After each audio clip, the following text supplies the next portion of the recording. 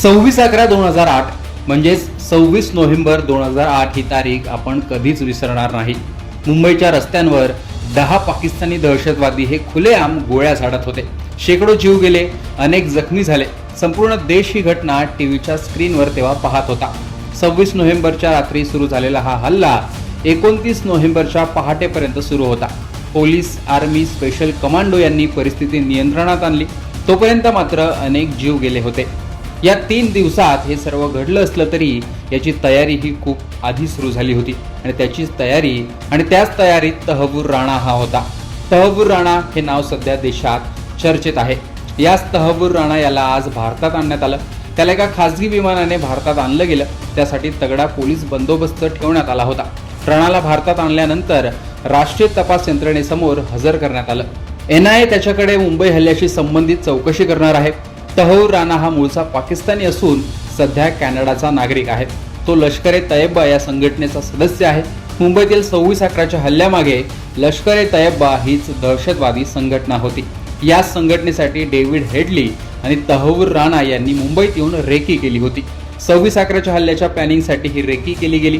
त्यानुसारच कसाब आणि त्याचे साथीदार हे मुंबईत आले होते आणि त्यांनी हल्ला केला होता। तहव्वूर राणा हा मूळचा पाकिस्तानी आहे। 1961 साली त्याचा जन्म झाला। तहव्वूर राणाने पाकिस्तानच्या लष्करी प्रशिक्षण देण्यासाठी प्रसिद्ध असलेल्या शाळेत शिक्षण घेतलं होतं। या शाळेत तहव्वूर राणा याची डेव्हिड हेडलीशी मैत्री झाली होती।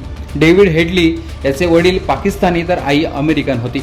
दाऊद गिलानी हे हेडलीचं खरं नाव। हेडली आणि राणा हे एकाच लष्करी शिक्षण देणाऱ्या शाळेत शिकले। तेव्हापासूनच दोघांची मैत्री होती।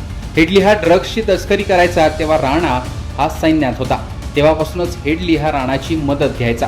हेडलीच्याच मदतीने सैन्यातून निवृत्त झाल्यानंतर तहव्वूर राणा 1997 मध्ये आपल्या कुटुंबासह कॅनडाला गेला आणि त्याला कॅनडाचं नागरिकत्व पुढे जाऊन मिळालं। तहव्वूर हुसेन राणाने तिथे विविध व्यवसाय चालवले, ज्यात फर्स्ट वर्ल्ड इमिग्रेशन सर्व्हिसेस नावाची इमिग्रेशन आणि ट्रॅव्हल एजन्सी सुरू केली होती। पुढे जाऊन हेडली हा लष्कर-ए-तैयबाच्या संपर्कात आला आणि त्याने राणाच्या कंपनीची मुंबईत शाखा सुरू करण्याचा प्लॅन आखला।